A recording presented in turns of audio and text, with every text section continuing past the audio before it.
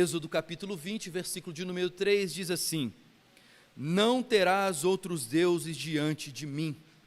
Somente esta palavra poderosa do Senhor. Vamos orar mais uma vez? Senhor, o teu povo se encontra reunido aqui para cultuar ao Senhor.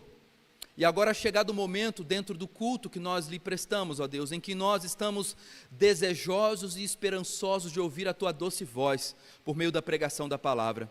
Por isso clamamos ao Senhor, Pai, que o Senhor seja servido em descortinar a nossa mente, de maneira que a gente consiga ouvir a voz do Senhor nessa noite e sermos alimentados, edificados, restaurados pelo poder da tua palavra, através da ação do teu Espírito. Não permita, Deus, que nada venha atrapalhar o entendimento da tua palavra nessa noite, que seja talvez alguma dificuldade no som, que seja talvez a comunicação do pregador. Não permita, Deus, que nada venha atrapalhar a concentração daqueles que ouvem a tua palavra nessa noite, e que o teu povo saia daqui mais santo do que entraram, e que o teu povo saia daqui com mais conhecimento e mais temor do Senhor. Esse é o nosso desejo e essa é a nossa oração, e fazemos em nome de Jesus, amém. Meus irmãos, desde cedo, pais ensinam os filhos a dividir, não é? As crianças que estão aqui podem confirmar isso muito bem. É quase um refrão constante que as crianças ouvem durante a infância: divida o brinquedo com seu irmão. Não pega o brinquedo do seu colega, deixa ele brincar um pouco. Dê um pouco do lanche para o seu coleguinha. Aprenda a dividir, meu filho. E de fato essa é uma lição importante. Dividir ensina empatia, ensina humildade, ensina amor ao próximo. Mas há coisas que não foram feitas para ser divididas. Um monociclo, por exemplo. Os da minha idade para trás vão lembrar de um desenho chamado Fantástico Mundo de Bob, e ele andava com monociclo. Não dá para dividir um monociclo, só dá para brincar sozinho. Senhas bancárias, pelo menos em tese, não deveriam ser compartilhadas. O amor conjugal entre marido e mulher exige exclusividade, e qualquer tentativa de dividir esse amor destrói a aliança, rompe com a confiança. E se até entre nós há realidades que exigem exclusividade, não deveria nos surpreender o fato de que Deus também tenha coisas que Ele recusa a dividir. Deus tem coisas que Ele se recusa a dividir.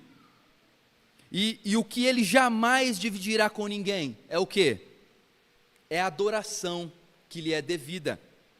O primeiro mandamento que nós acabamos de ler em Êxodo 20, versículo 3, é claro e absolutamente inegociável: não terás outros deuses diante de mim. Deus é misericordioso, sim, Ele é cheio de compaixão, mas Ele não aceita colegas no trono, Ele não reconhece rivais, Ele não tolera corações divididos. E esse mesmo mandamento, ele é o primeiro porque ele é a base de todos os outros. Porque se Deus não for o único Deus no seu coração, os outros mandamentos que nós veremos nos próximos domingos, não faz sentido. Antes de Deus dizer o que fazer nos outros mandamentos, Ele nos lembra quem Ele é. E Ele está dizendo: eu sou o único Deus, e eu recuso de me dividir a minha glória com qualquer outro. Meus irmãos, aqui está o fundamento da fé cristã. O princípio dos 5 solas, o primeiro princípio dos 5 solas, aliás, o último, soli deu glória, que o primeiro é somente as Escrituras, o último dos 5 solas, ou seja, somente a Deus toda a glória. Portanto, o chamado hoje para nós é claro: nada de outros deuses. Esse é o tema da nossa pregação: nada de outros deuses. Mas não apenas nos tempos pagãos, mas no coração. Não apenas nas imagens de pedra, de gesso, de madeira, mas nos ídolos invisíveis do orgulho, do dinheiro, da segurança, da autonomia. O único lugar legítimo de culto é aos pés do único Deus verdadeiro. E Deus está se apresentando aqui em Êxodo 20, versículo 3, como o único Deus verdadeiro. Se Deus exige de nós exclusividade, então a nossa primeira resposta deve ser conhecê-lo como ele realmente é. Por isso, não se adora corretamente um Deus que não se conhece. Então, para a gente afirmar nada de outros deuses, nós devemos conhecer somente a Deus. Esse é o nosso primeiro ponto, conhecer somente a Deus. Para obedecer ao primeiro mandamento, nós precisamos começar com uma pergunta fundamental: quem é esse Deus que exige exclusividade? E para entender isso, nós devemos nos lembrar do contexto em que esse mandamento foi dado. Israel tinha acabado de sair do Egito, eles tinham feito a peregrinação, passado pelo mar a pés secos, e havia 3 meses que eles estavam perambulando pelo deserto, e agora chegaram aos pés do Monte Sinai. Moisés está lá no alto, recebendo o mandamento do Senhor. Moisés não registrou os mandamentos, Deus mandou ele talhar 2 tábuas de pedra, e Deus mesmo escreveu com o seu próprio dedo as pedras com os mandamentos. E Israel tinha acabado de sair do Egito, e olha que coisa interessante, o Egito era uma das culturas mais politeístas na época, e é a mais politeísta em toda a história antiga. Os egípcios tinham Deus para tudo, para o rio Nilo, para a fertilidade, para o sol, para a escuridão, para a guerra, para o amor. E essas divindades não eram meramente ideias, elas eram objetos de culto, elas eram objetos de reverência e de temor. E o triste, meus irmãos, é que ao longo dos séculos, Israel assimilou muito desses falsos deuses.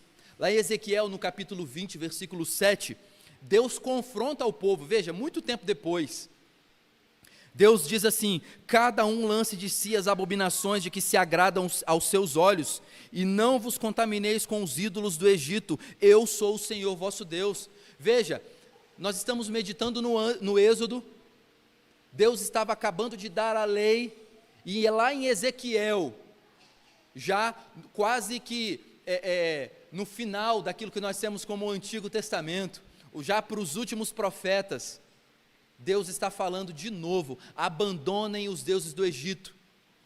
O povo saiu do Egito, fisicamente, mas parece que demorou muito tempo, ou para alguns nunca, os deuses do Egito saíram do coração.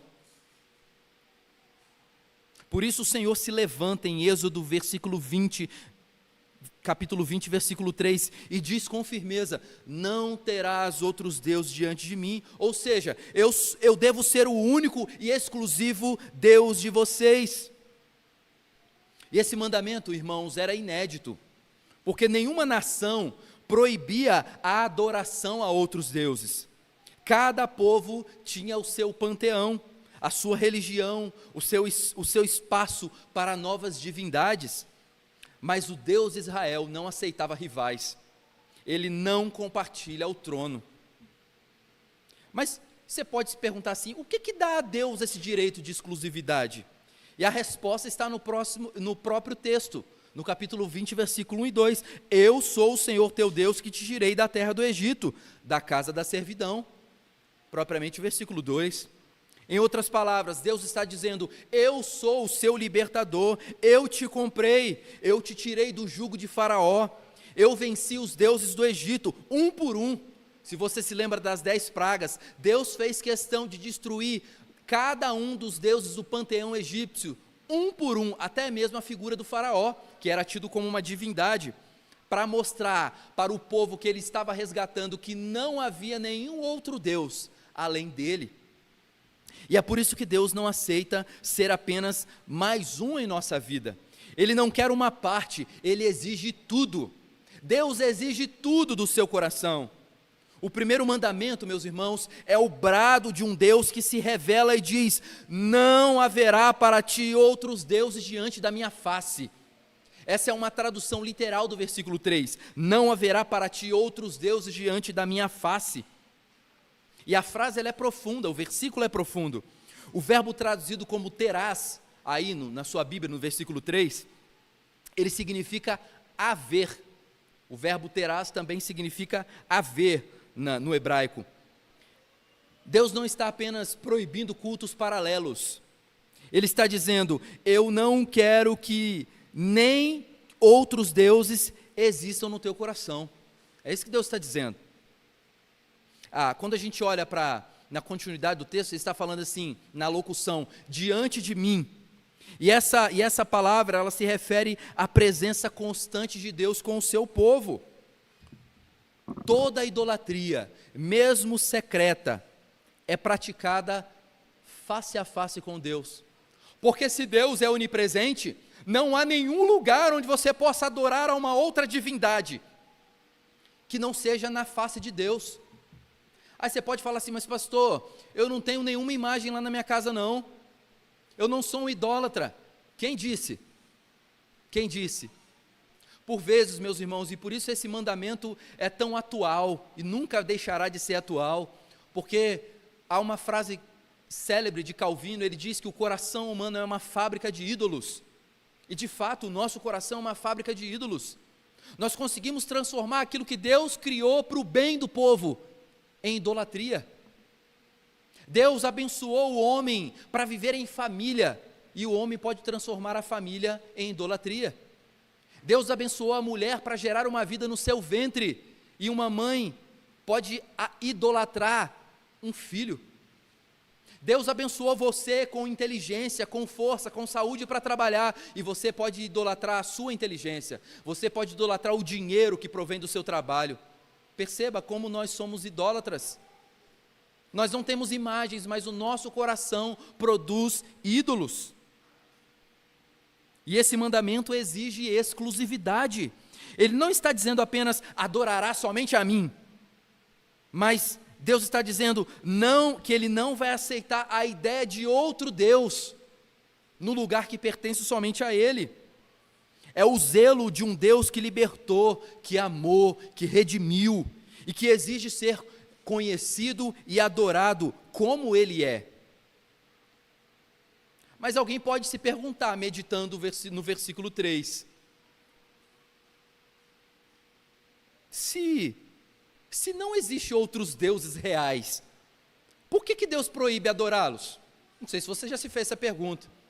Se os outros deuses são produtos da nossa imaginação, se não existem outros deuses, se são falsos, por que nós não podemos, por que Deus está proibindo adorá-los? E a Bíblia responde, não há outros deuses verdadeiros, mas há espíritos e poderes que se aproveitam da idolatria para escravizar corações. Paulo diz lá em Gálatas 4:8, vós, porém, não conhecendo a Deus, serviram a deuses que por natureza não são. Paulo também, escrevendo lá em 1 Coríntios 8:4, relacionado à comida que era sacrificada a ídolos, ele diz assim, no tocante à comida sacrificada a ídolos, sabemos que o ídolo de si mesmo nada é no mundo, e que não há senão um só Deus. Paulo está reiterando essa ideia de que só há um Deus verdadeiro, todos os outros são falsos, ou seja, são ídolos vazios, mas o seu domínio no coração é real, um santo feito de barro, de gesso, pintadinho, bonitinho ali, é um falso Deus, mas ele exerce um domínio real no coração daquele que adora. O Papa agora acabou de morrer, há alguns dias, pessoas choraram, e o Papa, para os católicos, é um ídolo, e o evangélico também, tem muitos evangélicos aí que tem o seu pastor como um ídolo. Não cometam esse pecado, meus irmãos, não cometam esse pecado. Os ídolos são vazios, mas o domínio deles é real, são ferramentas usadas por forças espirituais para cegar e para aprisionar os que se afastam do conhecimento do Deus verdadeiro. A centralidade do conhecimento de Deus é um tema unificador em toda a Escritura. A verdadeira adoração, ela começa com a revelação divina, com o conhecimento fiel dessa revelação. Em Romanos 1, de 21 a 23, o apóstolo Paulo afirma que a corrupção da humanidade começou quando, conhecendo a Deus, não glorificaram como Deus e trocaram a glória do Deus incorruptível por imagens corruptíveis. A idolatria começa quando o conhecimento de Deus é abandonado e é substituído por imagens, por sentimentos, por desejos, por caricaturas do verdadeiro Deus.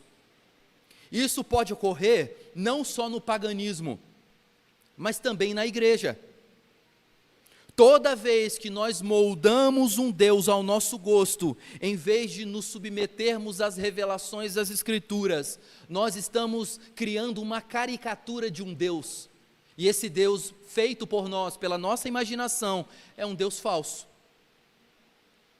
Imaginem um homem que diz amar profundamente a sua esposa, mas ele não se interessa em conhecê-la, ele não quer saber qual é a sua data de aniversário, ele não se importa com o que ela pensa, ele não quer saber qual a sua comida predileta, onde ela gosta de ir, ele não responde às mensagens do WhatsApp quando ela escreve.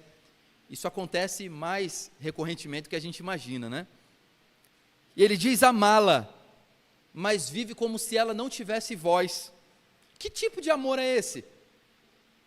Assim é o crente, que diz amar a Deus, mas não lê a sua palavra, não ouve a sua voz, não deseja conhecê-lo profundamente. Amor sem conhecimento é ilusão. E o coração facilmente se entrega a outros deuses, quando o verdadeiro Deus é ignorado. O Senhor Jesus disse em João 14,15: se me amais, guardareis os meus mandamentos. Não se pode amar, meus irmãos, aquilo que não se conhece. Adorar corretamente começa com conhecer corretamente o Deus que te libertou. O Deus que te libertou. E você conhece o Deus que você adora? Muita gente diz crer em Deus, mas a pergunta não é se você crê, é em qual Deus você crê. Tem gente adorando a um Deus que nunca confronta, só consola. Um Deus que diz sim para tudo e que confirma cada decisão dos desejos do coração de alguém. Um Deus que serve às vontades humanas, mas não governa nenhuma delas. Isso não é o Deus da Bíblia. Isso é idolatria disfarçada de espiritualidade. O Deus verdadeiro se revela na palavra que Ele nos deu, que é a Bíblia. O Deus verdadeiro se revela na palavra. Ele não é construído pela emoção, nem moldado pelo gosto de ninguém. Conhecê-lo exige escritura. Uma fé sem Bíblia é uma fé que inventa um Deus que não existe.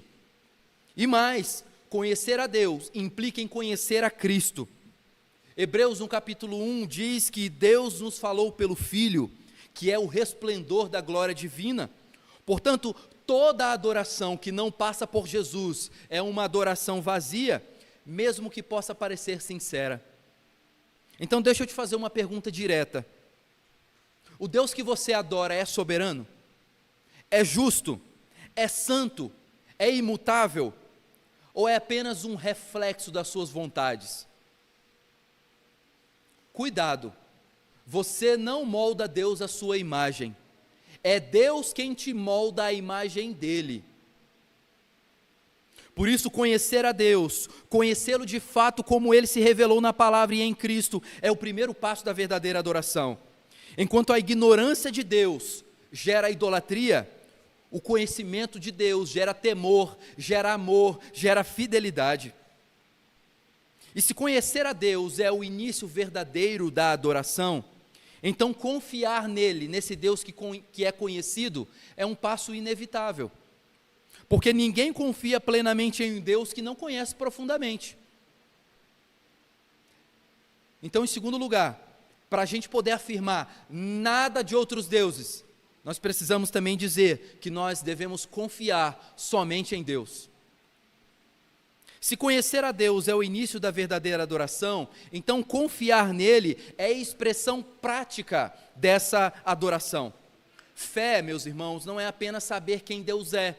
Tem muita gente por aí que sabe que existe um Deus, mas ele não tem fé verdadeira. Fé verdadeira é descansar nesse Deus, é entregar-se a Ele de todo o coração. O Deus que se revelou em Êxodo 20 não é um estranho.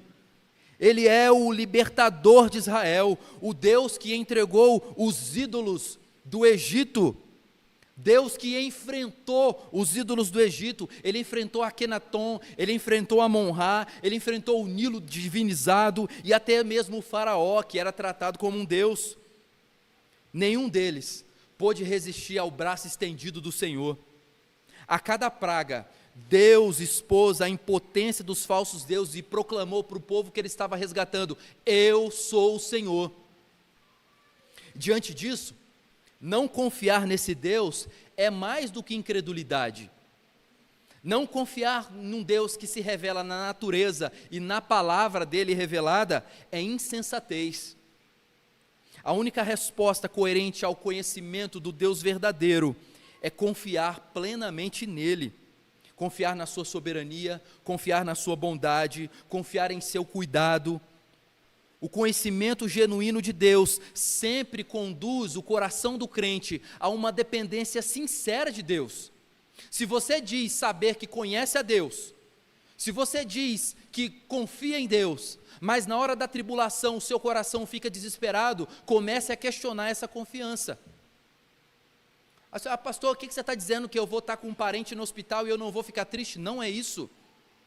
Mas que se você conhece a Deus, você não pode deixar que as suas emoções dominem o seu coração, porque as suas emoções vão levar você a olhar para as impossibilidades do seu poder. Você não tem poder para tirar alguém do leito do hospital, mas quando você medita na verdade de Deus, em quem Ele é, você lembra que Deus é o Deus que criou todo ser humano, Deus é o Deus que controla a história, Deus é o Deus que tem poder para tirar alguém do leito de hospital, Deus é o Deus que pode fazer medicamentos que os médicos nem confiam que vão ter resultado. Deus pode fazer ter resultado.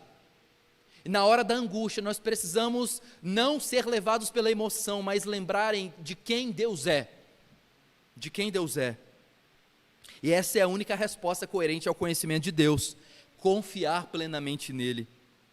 Por isso a pergunta que o texto nos lança agora é: se você conhece o Deus que libertou Israel, o Deus que libertou em Cristo você da escravidão do pecado, o que ou quem tem ocupado o lugar de adoração do seu coração? O que? Olhe novamente para o texto bíblico, Êxodo 20, versículo 3. Veja aí a expressão diante de mim. Essa expressão diante de mim tem um peso teológico profundo. Significa literalmente na minha presença, ou melhor, na minha face. Em outras palavras, Deus está dizendo: você viverá continuamente diante de mim, e portanto não deve colocar nenhuma outra fonte de segurança, de esperança, de dependência ao meu lado. Não é confiar em Deus, mas se a ciência não resolver o meu problema, eu estou perdido. Não é confiar em Deus, mas se eu não trabalhar, eu vou ficar sem sustento. Não é confiar em Deus, mas falar assim: eu preciso ser santo. Sim, você precisa ser santo, mas não é a sua santidade que vai garantir o acesso seu à salvação eterna. É o sacrifício perfeito e vicário de Cristo. Isso nos mostra que o mandamento não é apenas sobre culto formal. Não terás outros deuses diante de mim, não infere somente a um culto, como nós estamos aqui agora, mas em confiança prática e existencial. Ter outros deuses diante de Deus significa buscar em outra coisa o que só Ele pode oferecer: refúgio, segurança, direção, provisão. A idolatria, então, não é apenas adorar o errado, é também confiar no errado. Desde o Éden, a queda do homem esteve ligada à quebra de confiança em Deus. A serpente ofereceu uma alternativa à palavra divina. Deus havia dado essa ordem a Adão, e Adão transmitiu à sua mulher, mas Eva confiou mais na mentira do inimigo do que na promessa do Criador. Ao longo de toda a história de Israel, meus irmãos, a idolatria foi marcada por uma substituição de confiança. Como dizia o salmista lá no Salmo 20, versículo 7, uns confiam em carros, outros em cavalos, nós, porém, nos gloriaremos no nome do Senhor nosso Deus. Em Jeremias, no capítulo 2, versículo 13, Deus acusa o povo de dois males. Veja, Porque 2 males cometeu o meu povo, a mim me deixaram o manancial de águas vivas e cavaram cisternas rotas que não têm águas. Deus está dizendo aqui, o povo havia abandonado o Deus confiado, o Deus confiável, e se entregado a fontes quebradas, sistemas, alianças, riquezas, forças humanas. No Novo Testamento, confiar exclusivamente em Deus é descrito como aquilo que é a fé salvadora, é entregar-se totalmente a Cristo, como aquele que nos sustenta, nos justifica, nos guarda e nos conduz. Quem é pai ou mãe sabe bem, quando os nossos filhos começam a firmar os passos, é comum colocá-los sobre um lugar mais alto e dizer para eles: pula, filho. E eles pulam. E quando eles pulam com aquele sorrisinho confiante, com os braços abertos, com o coração leve, aquilo enche o coração do pai e da mãe de alegria. Olha, meu filho confia em mim, olha que confiança que ele tem em mim. E é a expressão mais pura da confiança. Eles não calculam riscos, eles não pensam no chão, eles não duvidam do colo, eles simplesmente confiam na palavra do pai ou da mãe: pula. E eles pulam. Mas à medida que os filhos crescem, a mente começa a questionar: será que ele vai me segurar mesmo? Será que o meu pai ou minha mãe tem força para me segurar nos braços? E a confiança cede lugar ao cálculo, e o cálculo cede lugar à hesitação. Agora ouça isso: com Deus, essa dúvida nunca precisa existir. O braço do Senhor nunca falha. Deus fala para você: pula. Você pode pular, porque você pode ter a certeza de que Ele vai te sustentar. Ele nunca se cansa, Ele nunca perde a força, Ele nunca nos deixará cair. Podemos pular, descansar, entregar, porque Ele é exatamente digno de toda a nossa confiança. Seja para nos sustentar, seja para nos levantar ou para nos proteger, o braço do Senhor sempre será suficiente. Crianças, prestem atenção agora aqui no pastor, ó. Eu sei que vocês às vezes têm medo, não tem? Vocês às vezes têm medo de dormir sozinho. Vocês têm medo quando vocês vão para um colégio novo, ou na hora que muda de ano, e você às vezes tem que ir para um outro colégio, ou para uma turma diferente, você fica com medo. Ou você fica com medo, será que meu pai vai vir no final do dia para me buscar no colégio, eu vou ficar aqui? Você tem vários medos. E eu sei, quando eu era pequeno eu também tinha, hoje eu tenho outros medos. Mas lembre-se do seguinte: quando você tiver medo, tá, crianças? Quando vocês tiverem medo, seja do escuro, seja de ficar sozinho, lembrem-se, o Senhor está em todo lugar. E se o Senhor está em todo lugar, até mesmo quando você tem medo, Deus está ali.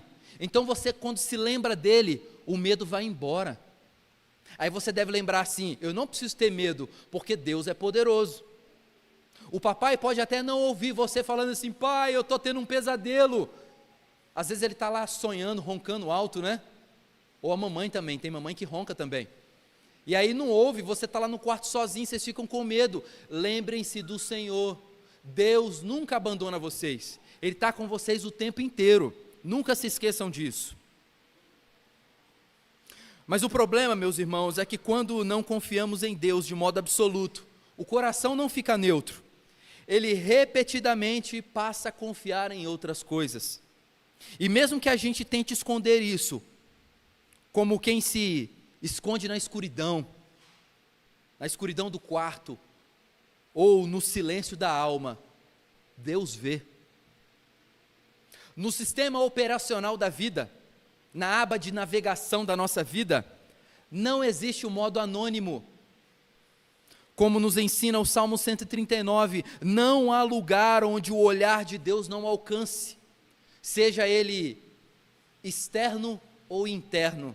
Deus sabe exatamente o que se passa na sua mente agora. Toda vez que nós depositamos a nossa confiança em algo ou alguém que não seja Deus, seja estabilidade financeira, seja reconhecimento humano, seja autocontrole ou até mesmo nas circunstâncias, a palavra de Deus chama isso de idolatria. E você essa semana certamente, assim como eu, deve ter pecado, pecados de idolatria. Talvez a sua situação tenha trazido a você dificuldades, seja no relacionamento, seja na área financeira. Não permita que as circunstâncias mude o conhecimento que você tem sobre Deus. A circunstância não modela quem Deus é Deus que modela a circunstância. Se você está passando por dificuldade, você pode confiar que Deus vai te sustentar. Talvez aquele milagre que você espera não vai chegar. Nós não prometemos aqui nessa igreja triunfalismo. Às vezes a doença vai levar à morte. Às vezes a dificuldade financeira vai levar à falência. Mas Deus não muda. Deus não muda. Mas você pode confiar numa coisa: aqueles que amam o Senhor jamais mendigarão o pão. Aqueles que talvez sofrem nessa vida e vão definhando até a morte, podem ter a certeza da esperança de que quando os olhos do lado de cá se fecharem, nossos olhos serão abertos na eternidade. De qualquer maneira você verá a glória do Senhor. E mais, idolatria não é apenas se curvar a uma imagem, é virar as costas ao abraço do Pai. É como dizer: Senhor, eu sei que o Senhor é poderoso, mas será que essa situação vai dar certo? Senhor, eu sei que o Senhor tem poder para curar, mas será que o meu irmão vai sair lá do hospital? Nós podemos idealizar as coisas que podem não dar certo, mas nós nunca podemos duvidar do poder de Deus para mudar as circunstâncias. A confiança revela o altar do coração. Aquilo em que você confia é de fato o seu Deus. Tem um livro, eu tenho ele na minha biblioteca, se você quiser depois ler. O título do livro é Você se torna aquilo que você adora. E olha que verdade legal. Porque se nós somos chamados a ficar cada vez mais parecidos com Cristo, é porque nós adoramos a Deus na pessoa de Cristo Jesus, e nós o imitamos, nós queremos ficar parecidos com Cristo. Então ficar igual a Cristo é uma dádiva, mas ficar igual aos deuses do mundo é um problema. No que você realmente confia? A idolatria moderna não se parece com estátuas de ouro, ela se parece com autoconfiança, com controle, com segurança financeira e com apego à reputação. A verdade é que todo coração confia em alguma coisa. Todo coração confia em alguma coisa. A pergunta é: em que ou quem você está confiando de verdade? Muitos dizem adorar a Deus, mas entram em pânico quando perdem o controle, quando a estabilidade financeira treme, quando a opinião dos outros muda. E sabe por que isso acontece? Porque o ídolo está sendo abalado. Confiar somente em Deus é um ato diário de fé e de entrega. É reconhecer que tudo pode faltar, menos Ele. E não se engane, você pode ter uma teologia correta e ainda confiar em si mesmo. Você pode ser reformado no intelecto, mas idólatra no seu coração. Há um rei conhecido lá em 2 Crônicas e também em Reis, que no início do seu reinado, o rei chamado Asa, ele foi rei em Judá, depois da divisão do reino. No início do seu reinado ele confiou totalmente, o seu coração foi totalmente confiado no Senhor. Quando ele foi atacado por um exército etíope, muito mais poderoso do que o exército de Judá, Asa clamou a Deus com fé e disse: Senhor, além de ti não há outro que possa me socorrer.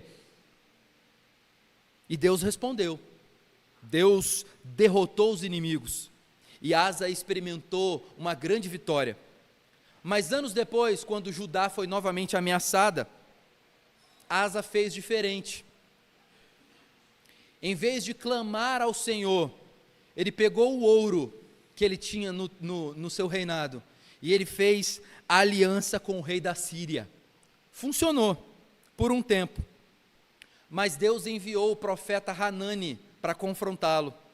E o texto que eu vou ler está lá em 2 Crônicas 16, de 7 a 9, ele diz assim: porquanto confiaste no rei da Síria e não no Senhor teu Deus, por isso o exército do rei da Síria escapou das tuas mãos, daqui em diante haverá guerras contra ti. Asa confiou em alianças políticas e não no braço do Senhor, e isso custou caro para ele. A história de Asa nos ensina algo perigoso e precioso. É possível começar bem e terminar mal, se nós deixarmos de confiar exclusivamente no Senhor.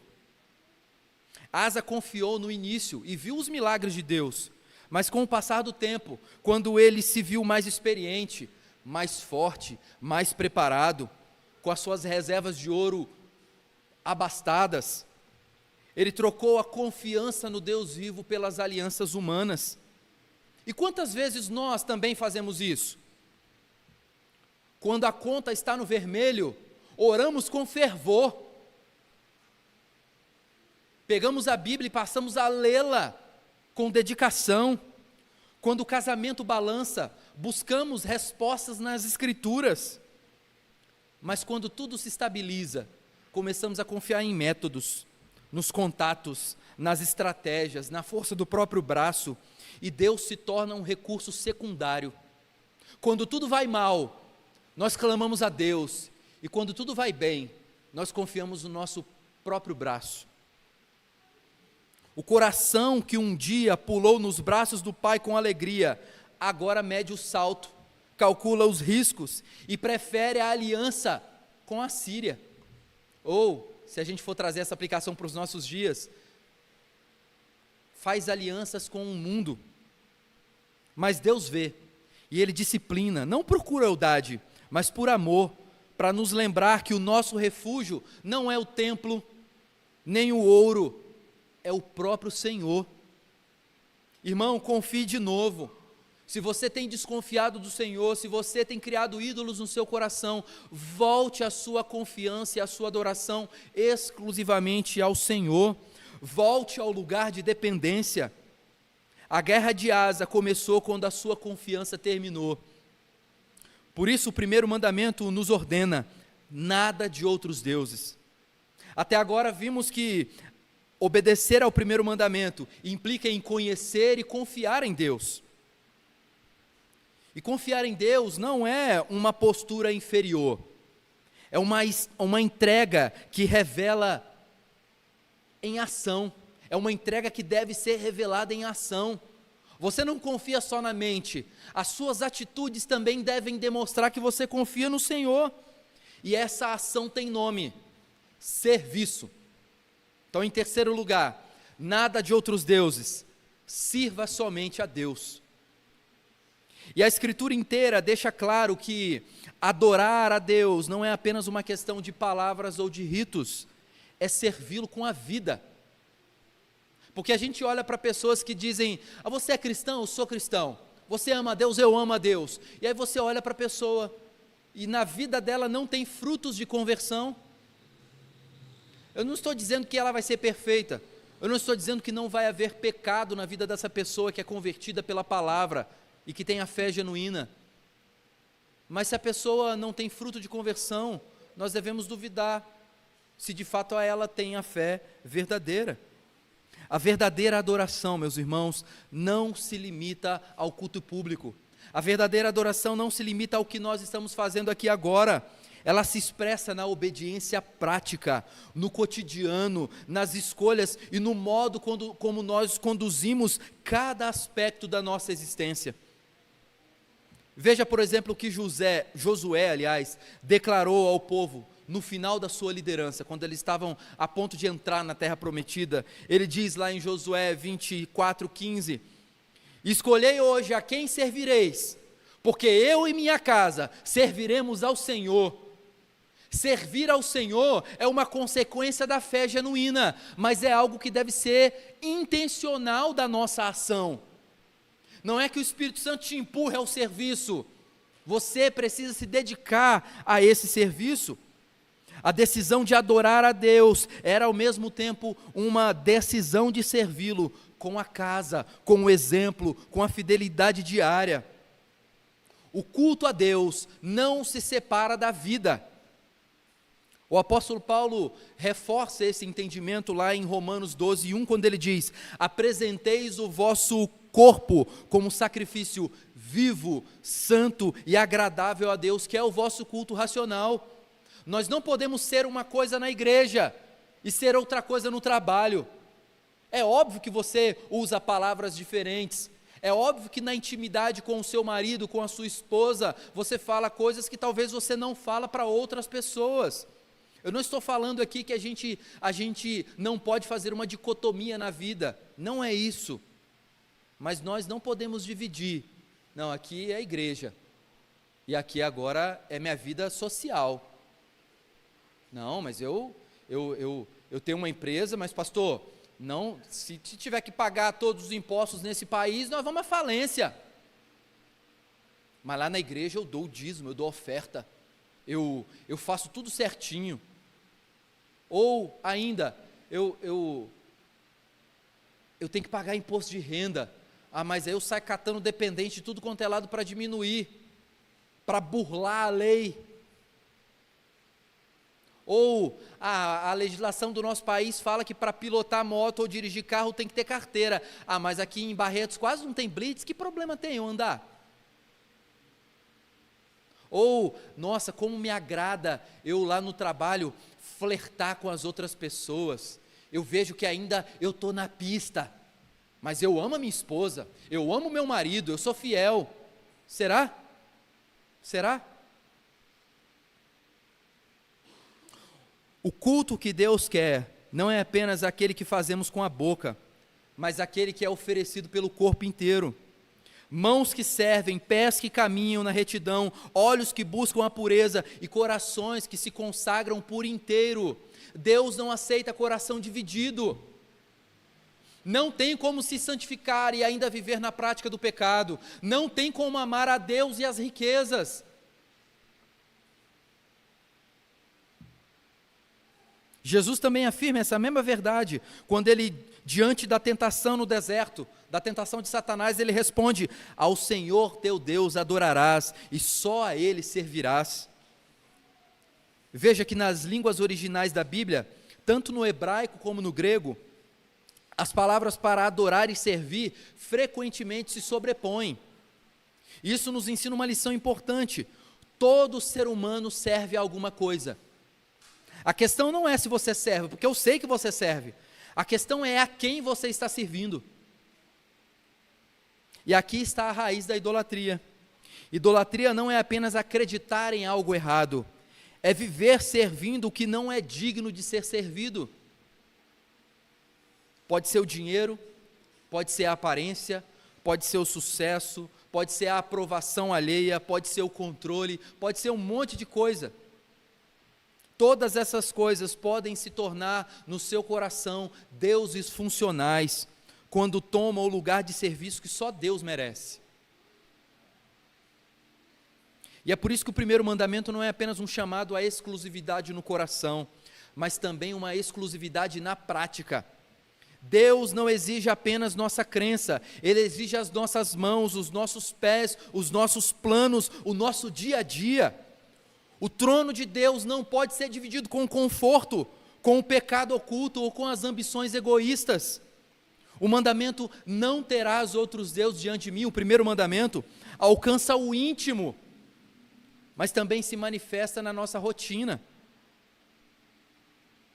Porque quem Deus é no coração do crente será visível na maneira como esse crente vive e serve. Jesus disse: ninguém pode servir a dois senhores. Imagina um trabalhador que tenta obedecer a dois patrões ao mesmo tempo. Um diz vai para a direita, outro fala vai para a esquerda. O que acontece? Esse trabalhador vai se estressar, ele vai se exaurir e ele vai se perder. Assim é aquele que tenta servir a Deus no domingo, mas serve ao mundo de segunda a sábado. Não há paz no coração, só há conflito, porque dois senhores exigem lealdade total. Mas quando você serve somente a Deus, há descanso, há propósito e há alegria no coração. Você deve se lembrar de um rei que começou bem, mas terminou mal. Não é Davi, é Salomão. Salomão começou a sua vida servindo o verdadeiro Deus com um coração sábio e humilde. Quando Deus lhe ofereceu qualquer coisa, ele pediu discernimento. E ele recebeu não só discernimento, ele recebeu sabedoria. Ele não ganhou ouro, ele não ganhou poder, ele não ganhou prazer. Isso foi consequências. E o Senhor o abençoou como nenhum outro rei na história. Deus lhe deu sabedoria, Deus lhe deu riquezas, Deus lhe deu glória. Salomão construiu o templo, ele liderou Israel à prosperidade. Ele foi reconhecido em todo o mundo antigo. Outros reis vinham de lugares longínquos para saber quem era Salomão. Mas com o passar dos anos, o seu coração começou a se desviar. Ele se deixou seduzir pelos mesmos deuses que antes ele havia rejeitado.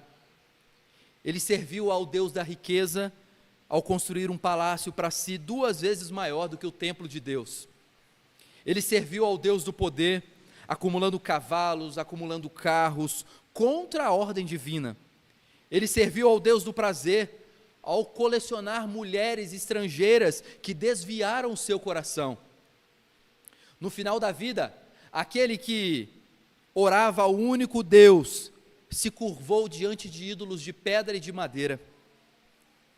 Mas o colapso de Salomão não começou com a idolatria pública, mas com um afastamento lento e silencioso da sua devoção exclusiva a Deus.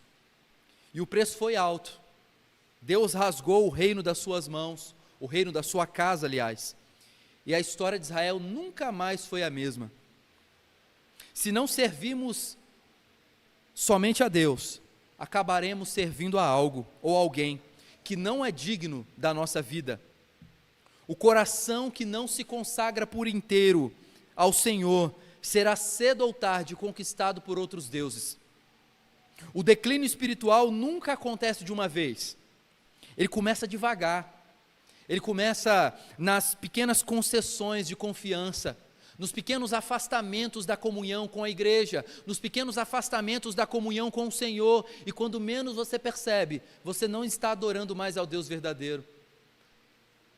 No panteão do seu coração, há vários deuses, não de madeira, não de gesso, mas deuses produzidos pelo mundo que agora dominam o seu coração. Tomem cuidado, meus irmãos. Tomem cuidado com as mínimas coisas, não negociem as verdades da Escritura, não se afastem da comunhão, como a palavra nos ensina que nós devemos ter, não se afaste da oração diária, da leitura da palavra diária. Você serve a quem? Servir a Deus não é somente estar presente no culto no domingo, é viver para Ele na segunda, na terça, no casamento, no trabalho, nas decisões difíceis. É permitir que Deus molde tudo o que você faz. Mas atenção, servir a Deus também exige dizer não aos outros deuses, ao dinheiro, ao status, ao controle, ao prazer, até mesmo ao ministério, no caso daqueles que são liderança da igreja. Ministérios também podem se tornar deuses e se tomam o lugar que só ao Senhor merece. E aqui vai a verdade libertadora: servir a Deus não é um fardo, é um privilégio. Deus não nos salvou para nós ficarmos neutros. Lembra quando Deus mandava Moisés chegar diante do faraó e clamar e pedir ao faraó para que libertasse o povo? Não era só para libertar para ir embora, era liberte o meu povo para que eles me adorem no deserto. Você acha que Deus te libertou da escravidão do pecado para você viver de qualquer jeito? Você acha que Deus tirou a escuridão da sua vida e colocou você na luz do Evangelho de Cristo Jesus para que você não tocasse na Bíblia? Para que a Bíblia ficasse guardada em algum lugar, criando teia de aranha? Você acha que Deus te salvou para você não orar a Deus? Ele nos libertou para nós sermos livres, mas também para nós sermos obedientes e alegres. Como disse Paulo, servo de Jesus Cristo. Ninguém nesse mundo, meus irmãos, tem autonomia. Não há autonomia. Ou você é servo do diabo, ou você é servo de Deus. E se você está aqui nessa noite e não está servindo a Deus como deveria, sinto em lhe dizer, você tem servido ao diabo. Mesmo talvez já tendo sido batizado, mesmo talvez já tenha sido pertencido a uma igreja, ou pertence a uma igreja, se você não serve a Deus com toda a sua vida, tragicamente você tem servido ao diabo com a sua vida. Então responda agora para você, no seu coração, a quem você tem servido, cristão? É a Deus ou a este mundo? É o único e verdadeiro Deus ou aos deuses que este mundo cria, que são vazios e que conduzem à ruína? E eu quero concluir, lembrando a você que desde o começo, nós vimos que o primeiro mandamento nos chama a algo inegociável: nada de outros deuses. Sabe quando você vira para uma criança e fala assim: olha, nós vamos lá na casa do pastor hoje, nada de fazer bagunça, viu? Quem tem filho pequeno aí sabe, a gente fala assim: olha, nós vamos lá hoje na casa do irmão tal, ou na casa da sua avó, não quero você fazendo bagunça. Deus está dando essa ordem para nós, meus irmãos. Ele está falando: Daniel, Carlos, Rúbia, Fábio, Carlão, Dona Quita, nada de outros deuses. E toda vez que você coloca outros deuses no lugar, você está desobedecendo o primeiro mandamento. E sabe qual é o problema? Porque você já foi alertado de como você deve viver, você já conhece a Deus, você já, inclusive, já teve momentos na vida que confiou exclusivamente no Senhor. Então, quando um cristão idolatra a alguma coisa, cria um Deus falso, é pior do que aquela pessoa que está no mundo, porque você já tem o conhecimento da verdade, você já sabe que não pode, você já ouviu a voz de Deus dizendo: nada de outros deuses. Você está me entendendo? Nada de outros deuses. Deus não aceita dividir o trono do nosso coração, nem com imagens visíveis, nem com ídolos invisíveis. A grande pergunta é: o que pode nos libertar dessa tendência de fabricar deuses? E se eu terminasse o sermão sem te falar isso, seria um sermão trágico. Falar só de não, não, não, o mandamento é negativo, mas ele também é positivo. Quando Deus fala: não terás outros deuses diante de mim, antes ele se apresenta como o Deus que você deve confiar. A resposta não está em nós mesmos, para a gente conseguir fugir dessa tendência de fabricar ídolos, nem na simples força da nossa vontade. Não, eu vou me dedicar. Ouvi o sermão do primeiro mandamento hoje, essa semana eu não vou fabricar ídolos no meu coração. A única coisa que pode afastar o nosso coração dos ídolos é amar intensa e profundamente a Deus, confiando total e exclusivamente em seu Filho, Jesus Cristo. Só o amor verdadeiro de Deus pode substituir todos os falsos amores que nós criamos. Só um compromisso de fé em Cristo Jesus pode desalojar os ídolos do nosso coração. A Bíblia é clara: um só Deus, em três pessoas, Pai, Filho e Espírito. E Jesus, o Filho eterno, não é apenas um entre muitos, Ele é o próprio Deus encarnado. Adorar a Cristo é obedecer o primeiro mandamento, é dar glória ao único que merece toda a glória. Vivemos em dias de pluralismo religioso. Muitos dizem: todos os caminhos levam a Deus, mas a verdade eterna continua a mesma: não terás outros deuses diante de mim. Negar que Jesus é o único Salvador é quebrar o primeiro mandamento. Jesus não é apenas mais um caminho, Ele é o único caminho, Ele é a única verdade e Ele é a única vida. Ele é o único que cumpriu a lei perfeitamente, o único que ofereceu o sacrifício perfeito pelos nossos pecados, o único que ressuscitou para nos dar a vida eterna. Por isso, não apenas temos o dever de adorar somente a Jesus, nós temos o privilégio de fazê-lo. E se hoje escutarmos a sua voz, o chamado é claro: conheça somente a Deus, confie somente em Deus e sirva somente a Deus. E que toda a nossa vida, e que cada pensamento, palavra em ação, proclame nada de outros deuses, só Cristo, a glória somente a Deus. Amém.